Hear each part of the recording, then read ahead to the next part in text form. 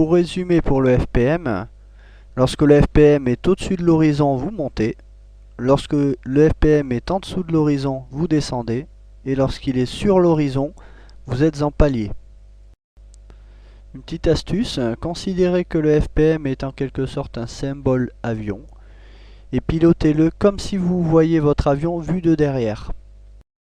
Le FPM peut également indiquer si vous êtes incliné ou pas.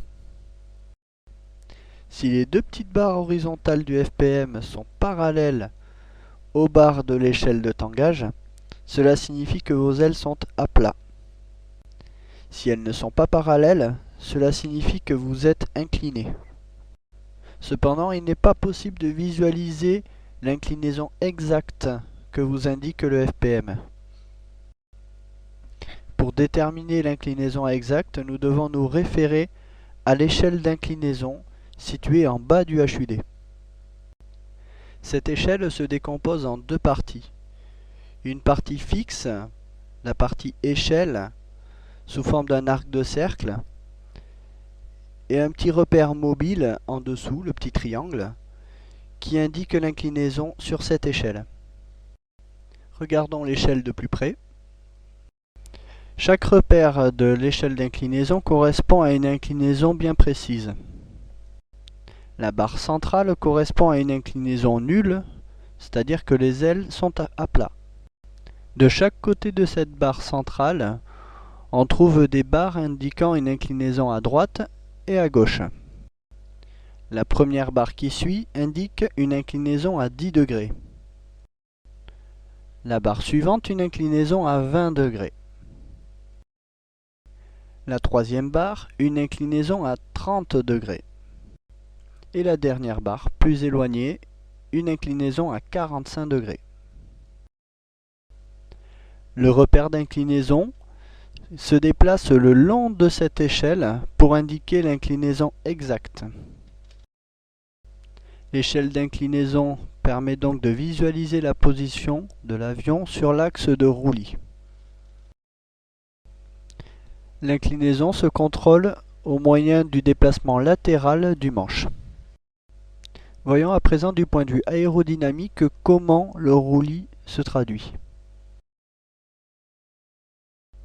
Nous avons vu que si l'on augmente la portance sur une aile, celle-ci va monter. Donc si on crée un déséquilibre entre les deux ailes, c'est-à-dire qu'on augmente la portance d'une aile, mais qu'on diminue celle de l'autre, alors l'aile dont la portance augmente va monter, et l'aile dont la portance diminue va descendre.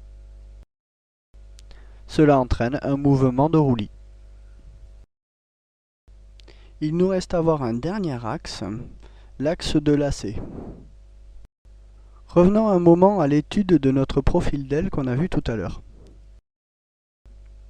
Nous avons vu que si l'écoulement de l'air sur les profils d'aile gauche et droite ne sont pas les mêmes, la portance sera dissymétrique. Ce déséquilibre va alors créer un mouvement de roulis.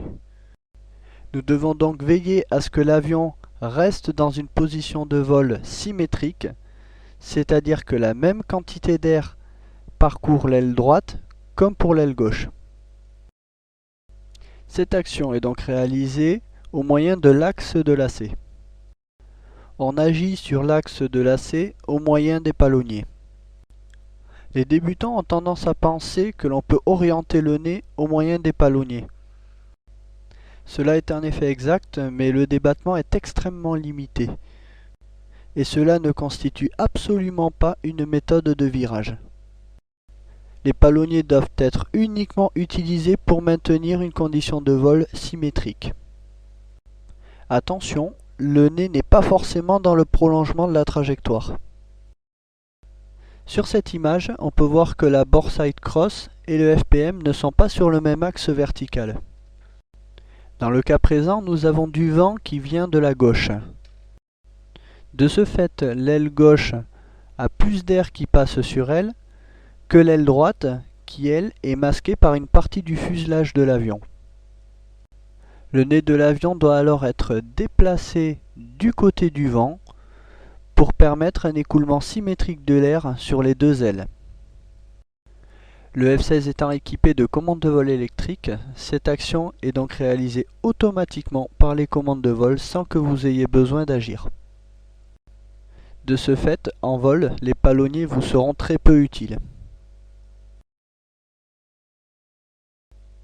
L'angle compris entre la Boresight Cross et le FPM sur le HUD s'appelle la dérive. La dérive fera l'objet d'un cours ultérieur.